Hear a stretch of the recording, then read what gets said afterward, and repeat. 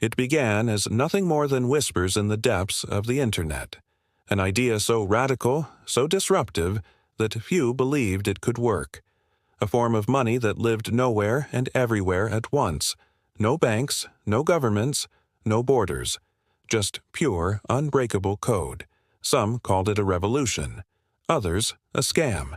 But all of them, whether they embraced it or feared it, would soon come to realize one thing.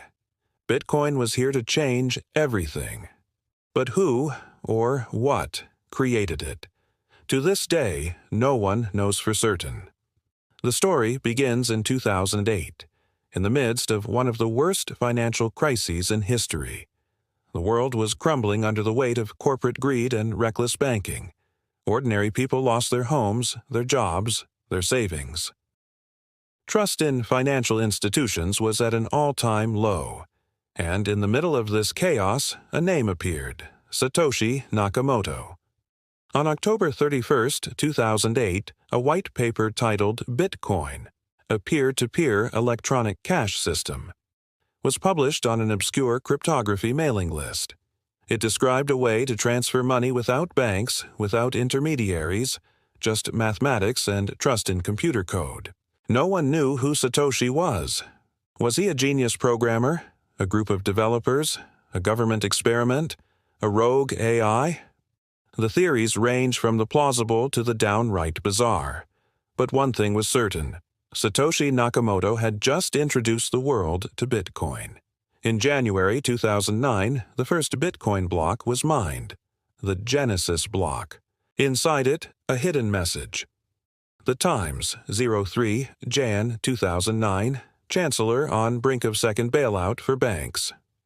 A timestamp, a statement, a warning. It was clear. Bitcoin was a response to the broken financial system, a rejection of centralized control.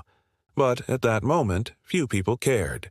Bitcoin was worthless, just an idea in the minds of a handful of cryptographers and cyberpunks. Then came the moment that would go down in history. May 22, 2010. A man named Laszlo Hanyecz made the first-ever Bitcoin transaction. He spent 10,000 Bitcoin, an amount that would later be worth hundreds of millions of dollars, on 2 pizzas. 2 ordinary pizzas that became the most expensive meal in human history. It was a humble beginning, but it proved something important. Bitcoin could be used as money. As Bitcoin's network grew, so did its mystique. Satoshi Nakamoto was still actively involved, communicating in forums and emails, refining the system. But then, in 2011, he vanished. No goodbye, no explanation, just silence.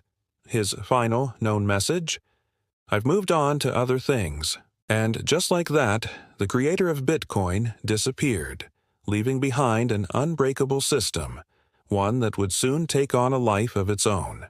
At first, Bitcoin was dismissed by the mainstream. It was a toy for hackers, an experiment, a digital curiosity.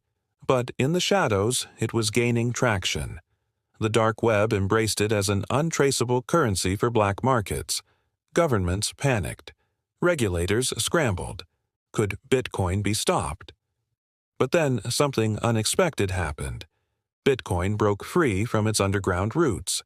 It became an asset, a store of value, a so-called digital gold. But with its rise came chaos, scandals, hackings, fortunes made overnight and lost just as quickly. Governments cracked down. China banned it. The U.S. debated regulations. Yet Bitcoin persisted, refusing to be controlled, refusing to die. And so, the question remains, was Satoshi Nakamoto a visionary or a ghost? Did he foresee all of this? Or was Bitcoin always meant to be something bigger, something beyond even its creator? One thing is certain.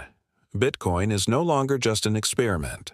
It's a movement, a battleground, a challenge to the very nature of money itself. And whether it thrives or collapses, whether it liberates or disrupts, history will remember one thing: Bitcoin changed the world.